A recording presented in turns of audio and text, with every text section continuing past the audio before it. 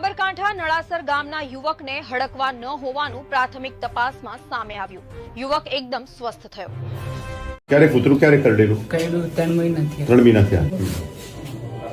પાણી પીવામાં ડર નથી લાગતી?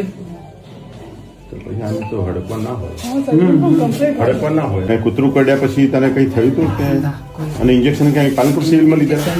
કર્યું ને એક દાડો લીધું। અહીં પાલનપુર સિવિલમાં સિસ્ટર કેસ કરાવ। જનરલ હોસ્પિટલ પાલનપુરથી ડોક્ટર સુનિલ જોશી બોલું છું।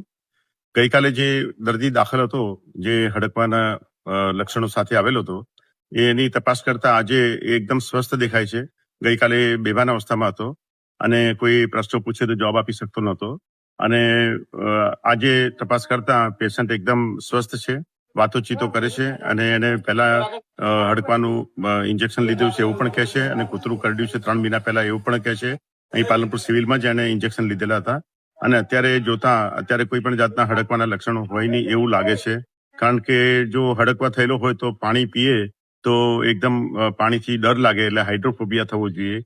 એ અત્યારે બિલકુલ નથી, કારણ કે પાણી આરામથી પીએ છે। મારા દીકરાને પાણી પીધું અને ખોરાક પણ લે છે અને એકદમ સ્વસ્થ છે। અત્યારે હાલ દર્દીની તબિયત એકદમ સારી છે। શું હોય શકે? હવે વિષય છે, પ્રશ્ન છે એક વિચારવા જેવો કે જો હડકવાના લક્ષણોની અંદર આ બીજા બધા લક્ષણો પહેલા ગઈકાલે દેખાતા હતા એ બધા એના લગતા હતા, પરંતુ જો પાણીથી ડર ના લાગતી હોય એ અમારું મુખ્ય લક્ષણ હોય છે હડકવાને હોય તો એ દેખાતું નથી, એટલે જરા અમે વિચાર કરીએ છીએ, સાયકિયાટ્રિસ્ટને પણ બતાવીએ છીએ અને બીજી પણ તપાસ કરીને નક્કી કરીશું કે આને ખરેખર શું છે।